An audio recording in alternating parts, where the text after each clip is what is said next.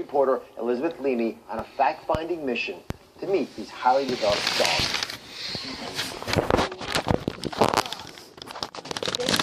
Tsunami and Foster, making famous for finding a way to detect and deadly diseases, ovarian cancer.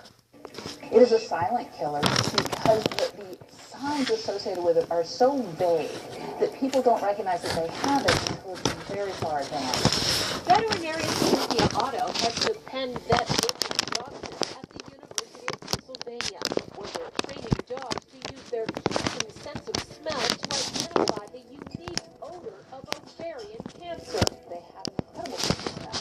So compared to humans, they have more of the little receptors in their nose that capture the odors, and they have a bigger part of their brain that processes the odors, but mostly it's because they work so well with us. Here's how the trainers help dogs hone their incredible skills.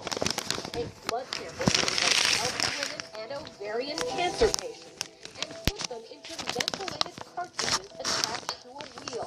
When the dog smells the odor of ovarian cancer, then what their natural response that they've been trained to do is sit. Only one cartridge holds the ovarian cancer tissue. Can the dogs sniff it out? How accurate are they? Incredibly accurate. They're really working about 90% of the time.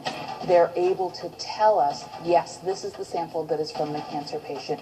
A 90% accuracy rate is extraordinary. There is no other early detection test for ovarian cancer that can beat these guys. So you may be wondering, will cancer-sniffing dogs someday be a fixture in doctors' offices?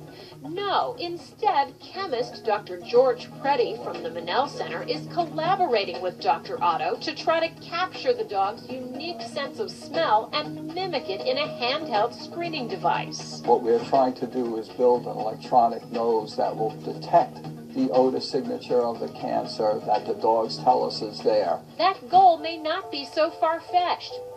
McBain, Foster, and Tsunami have proven they can smell cancer, and that skill might someday save your life.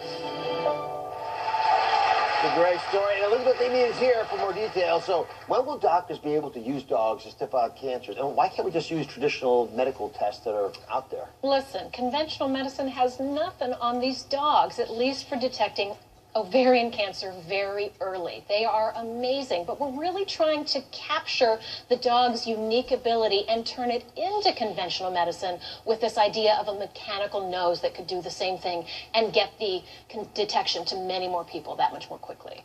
It's probably true that some dogs are better than others. Do they have a insight about that? Which are the best dogs to get to sniff out cancer in you, for example? Okay, well, they do say that some of the hunting dogs were bred for their sense of scent. Dogs do have many more smell receptors than we do, especially those with longer noses. In this case, as you saw, they're using a German Shepherd, a Labrador Retriever, and a Springer Spaniel.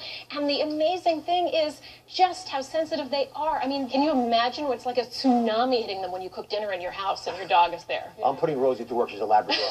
So I want to understand what the future is going to look like. Are we going to be able to capture these aromas and be able to use them? They think they can do it.